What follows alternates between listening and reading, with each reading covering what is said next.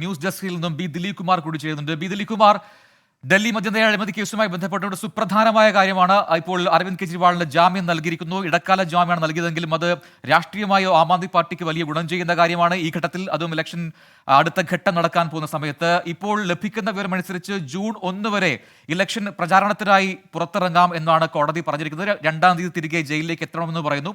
അപ്പോൾ ഈ ഘട്ടത്തിൽ ഈ കേസുമായി ബന്ധപ്പെട്ടുകൊണ്ട് അത് ഇ ഡിക്ക് എത്രമാത്രം വലിയ തിരിച്ചടിയാണ്? ഒപ്പം തന്നെ രാഷ്ട്രീയമായി ആം ആദ്മി പാർട്ടിക്ക് ഇത് എങ്ങനെ ഗുണം ചെയ്യും? പ്രജിൻ, ആം ആദ്മി പാർട്ടിയെ സംബന്ധിച്ച്, രാജ്യത്തെ പ്രതിപക്ഷ പാർട്ടികളെ സംബന്ധിച്ച് വലിയ കരുത്തു പകരുന്ന തീരുമാനമാണ് ഇപ്പോൾ സുപ്രീം കോടതിയുടെ ഭാഗത്തു നിന്നുണ്ടായിരിക്കുന്നത്. അരവിന്ദ് കെജ്രിവാളിന് ജാമ്യം അനുവദിച്ചിരിക്കുന്നു. ഇനി നടക്കാനിരിക്കുന്ന തെരഞ്ഞെടുപ്പുകളിലൊക്കെ ഈ അരവിന്ദ് കെജ്രിവാളിൻ്റെ ജാമ്യം അതുമായി ബന്ധപ്പെട്ട കാര്യങ്ങൾ വലിയ തോതിൽ ചർച്ചാ വിഷയമാകുമെന്ന കാര്യത്തിൽ തർക്കമില്ല. പ്രത്യേകിച്ച് ഡൽഹിയിൽ തെരഞ്ഞെടുപ്പ് നടക്കാനിരിക്കുകയാണ്. ഏതായാലും ആം ആദ്മി പാർട്ടി കോൺഗ്രസ് സഖ്യമാണ് ഡൽഹിയിൽ മത്സരിക്കുന്നത്, BJPക്കെതിരെ മത്സരിക്കുന്നത്. ഇനി വരുന്ന ദിവസങ്ങളിൽ പ്രചരണ രംഗത്ത് അരവിന്ദ് കെജ്രിവാളിൻ്റെ സാന്നിധ്യം ആം ആദ്മി പാർട്ടിക്ക് വലിയ ഊർജം പകരും എന്ന കാര്യത്തിലും യാതൊരു തർക്കവുമില്ല. അതേസമയം നേരത്തെ മുതൽ തന്നെ BJP ആരോപിച്ചിരുന്നത് ഈ അഴിമതിക്കെതിരായി രൂപം കൊണ്ടതാണ് ആം ആദ്മി പാർട്ടി. പക്ഷേ ആ പാർട്ടിയുടെ നേതാക്കൾ തന്നെ അഴിമതിയിൽ കുടുങ്ങിയിരിക്കുന്നു എന്ന ആരോപണം BJP നേതാക്കൾ ഉന്നയിക്കുകയും അവർ പ്രചരണ രംഗത്ത് ഈ വിഷയം വളരെ സജീവമാക്കി നിർത്തുകയും ചെയ്തിരുന്നതാണ്. അതിൽ കേജ്രിവാൾ മാത്രമല്ല, ഡൽഹി ഉപമുഖ്യമന്ത്രിയായ മനീഷ് സിസോദിയ, ആം ആദ്മി പാർട്ടിയുടെ നേതാവും രാജ്യസഭാംഗവുമായ സഞ്ജയ് സിംഗ് തുടങ്ങിയവരൊക്കെ ഈ കേസിൽ പ്രതികളായിരുന്നു. അതുകൊണ്ട് തന്നെ ആം ആദ്മി പാർട്ടിക്കെതിരെ കിട്ടിയ വലിയ ആയുധം എന്ന നിലയിലായിരുന്നു BJP ഇത് കൊണ്ടുപോയത്. പക്ഷേ ആം ആദ്മി പാർട്ടി ആകട്ടെ ജയിൽ സേ ജവാബ് വോട്ട് എന്ന നിലയിൽ ജയിലിൽ അടച്ചതിന് മറുപടി വോട്ടിലൂടെ ജനങ്ങൾ നൽകണം എന്ന പ്രചരണ ആഹ്വാനമാണ് ആം ആദ്മി പാർട്ടി നടത്തിയിരുന്നതും. കഴിഞ്ഞ കുറച്ച് മാസങ്ങളായി നമുക്കറിയാം, ഈ അരവിന്ദ് കെജ്രിവാൾ ജയിലിൽ അടയ്ക്കപ്പെട്ടതോടുകൂടി സംസ്ഥാന ഭരണത്തിന് അവിടെ ഡൽഹിയിൽ ഒരു നേതൃത്വമില്ലാത്ത അവസ്ഥയിലേക്കായിരുന്നു കാര്യങ്ങൾ നീങ്ങിയിരുന്നത്. ഇത് എത്ര കാലം ഇങ്ങനെ ജാമ്യം നിഷേധിക്കുന്നതിലൂടെ അല്ലെങ്കിൽ ജാമ്യം ലഭിക്കാത്തതിലൂടെ അരവിന്ദ് കെജ്രിവാളിന് സംസ്ഥാന ഭരണത്തെ ജയിലിലിരുന്നു കൊണ്ട് മുന്നോട്ട് കൊണ്ടുപോകാൻ കഴിയും? പ്രത്യേകിച്ച് അവിടെ നിർണായക ഫയലുകളൊന്നും നോക്കാൻ സർക്കാരിന് കഴിയുന്നില്ല, മുഖ്യമന്ത്രിക്ക് കഴിയുന്നില്ല.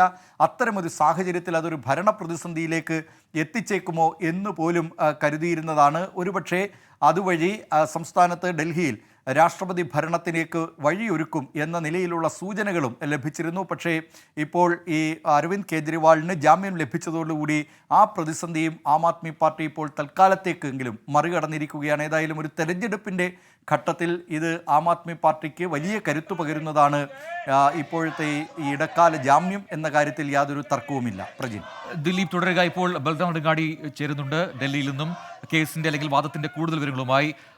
ബൽറാമിൽ ഏറ്റവും പ്രധാനപ്പെട്ട കാര്യം, ഈ വാദമുഖങ്ങൾ നിരത്തവേ സുപ്രീം കോടതിയിൽ നിന്നുണ്ടായിട്ടുള്ള പല പ്രധാനപ്പെട്ട നിരീക്ഷണങ്ങളാണ്. അതായത് ഈ ഇലക്ഷൻ പ്രചാരണത്തിനായി അനുവദിക്കരുത് ജാമ്യം എന്നായിരുന്നു ഇഡിയുടെ പ്രധാനപ്പെട്ട വാദം. അത് കഴിഞ്ഞ ദിവസങ്ങളെല്ലാം അതേ കാര്യം ഇ ഡി പറയുന്നുണ്ട് കോടതിയിൽ. പക്ഷേ ഇന്നിപ്പോൾ അതെല്ലാം തള്ളിയിരിക്കുന്നു. 21 ദിവസത്തേക്ക് ജാമ്യം നൽകുന്നതുകൊണ്ട് ഒരു കാര്യവും സംഭവിക്കാനില്ല എന്ന് വളരെ വ്യക്തമായി തന്നെ കോടതി പറയുന്നുണ്ട്. 1.5 വർഷമായി ഈ കേസിന് അന്വേഷണം നടക്കുന്നു. പിന്നീട് ഇപ്പോൾ ഈ 21 ദിവസം മാത്രം ജാമ്യം നൽകുന്നത് എന്തിനാണ് എതിർക്കുന്നതെന്ന് ചോദിക്കുന്നു. അപ്പോൾ പ്രധാനപ്പെട്ട ഒരു കാര്യം എതിർപക്ഷത്തു നിന്നുണ്ടായി.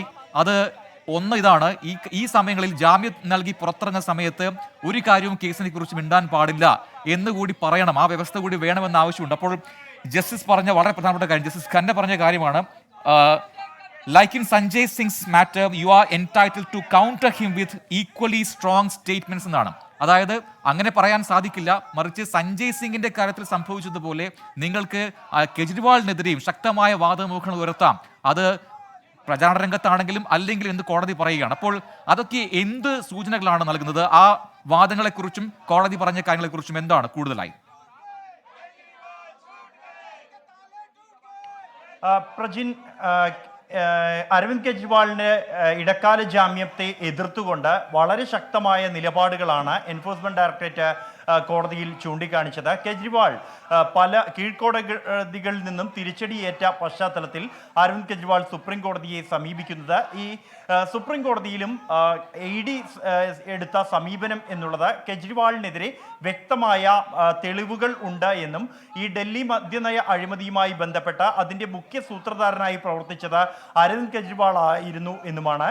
അദ്ദേഹത്തിന് ജാമ്യം ലഭിക്കുകയാണെങ്കിൽ അത് കേസിന്റെ അന്വേഷണത്തെ പോലും ബാധിക്കുമെന്നും കെജ്രിവാളിന്റെ ഭാഗത്തു നിന്നും ഈ കേസിന്റെ തെളിവുകൾ നശിപ്പിക്കുന്നത് അടക്കമുള്ള നടപടികൾ ഉണ്ടായിട്ടുണ്ട് എന്നുമാണ്. നിരവധി മൊബൈൽ ഫോണുകൾ നശിപ്പിച്ചു കളഞ്ഞു. ഒപ്പം തന്നെ ഈ സമയത്ത് ഉപയോഗിച്ചിരുന്ന ഫോണുകൾ നൽകിയില്ല. ഇതടക്കം തെളിവ് നശിപ്പിക്കലിന്റെ ശ്രമങ്ങളായി ED കോടതിയിൽ ചൂണ്ടിക്കാണിച്ചു. ഒപ്പമുള്ളതാണ് കെജ്രിവാൾ ഇടക്കാല ജാമ്യാപേക്ഷ സമർപ്പിച്ചത് തെരഞ്ഞെടുപ്പ് പ്രചാരണത്തിൽ പങ്കെടുക്കുന്നതിന് വേണ്ടിയാണ്. ആം ആദ്മി പാർട്ടിയുടെ ഡൽഹിയുടെ മുഖ്യമന്ത്രിയാണ്, പാർട്ടിയുടെ കൺവീനറാണ് അരവിന്ദ് കെജ്രിവാൾ, മുഖ്യ പ്രചാരകനാണ് കെജ്രിവാൾ. അദ്ദേഹം ഈ തിരഞ്ഞെടുപ്പ് കാലത്ത് തന്നെ തിരഞ്ഞെടുപ്പ് പ്രഖ്യാപിച്ചതിന്റെ തൊട്ടു പിന്നാലെ കെജ്രിവാളിനെ അറസ്റ്റ് ചെയ്തതിന്റെ സമയക്രമം അത് അടക്കം കെജ്രിവാളിന്റെ അഭിഭാഷകർ കോടതിയിൽ ചൂണ്ടിക്കാണിച്ചിരുന്നു. അത് കൃത്യമായി രാഷ്ട്രീയ ലക്ഷ്യം വെച്ചാണ് എന്നും ED ഒരു സ്വതന്ത്ര ഏജൻസി ആയല്ല, മറിച്ച് രാഷ്ട്രീയ ലക്ഷ്യത്തോടെ പ്രവർത്തിക്കുന്നു എന്നതടക്കമുള്ള വാദമുഖങ്ങൾ കെജ്രിവാളിന്റെ അഭിഭാഷകർ ഉന്നയിച്ചിരുന്നു. ഇതിനെ ശക്തമായി ED എതിർത്തത് ഒരു തെരഞ്ഞെടുപ്പ് പ്രചാരണത്തിൽ പങ്കെടുക്കുക, രാഷ്ട്രീയ പ്രവർത്തനം നടത്തുക എന്നുള്ളത് ഒരു മൗലികമായ അവകാശമായി കാണാനാകില്ല എന്നുള്ളതാണ്. തെറ്റ് ചെയ്ത ഒരു വ്യക്തി അദ്ദേഹത്തിന് ഇത്തരത്തിൽ പ്രചാരണത്തിൽ പങ്കെടുക്കണം എന്നതിൻ്റെ അടിസ്ഥാനത്തിൽ അത് പരിഗണിച്ചുകൊണ്ട് ജാമ്യം അനുവദിക്കാനാകില്ല എന്നും അത് അനുവദിക്കുകയാണെങ്കിൽ കേസ് അന്വേഷണത്തെ പോലും ബാധിക്കും എന്നതടക്കമുള്ള കാര്യങ്ങൾ ED ചൂണ്ടിക്കാണിച്ചിരുന്നു.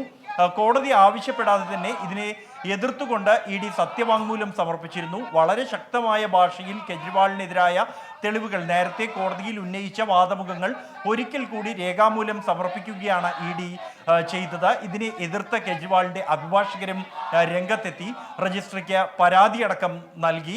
എന്നാൽ കോടതിയിൽ നടന്ന വാദങ്ങളിൽ കഴിഞ്ഞ തവണ ഈ ഹർജി പരിഗണിക്കുന്ന ഘട്ടത്തിൽ തന്നെ കെജ്രിവാളിന് ജാമ്യം ലഭിക്കും എന്നുള്ളത് വ്യക്തമായിരുന്നു.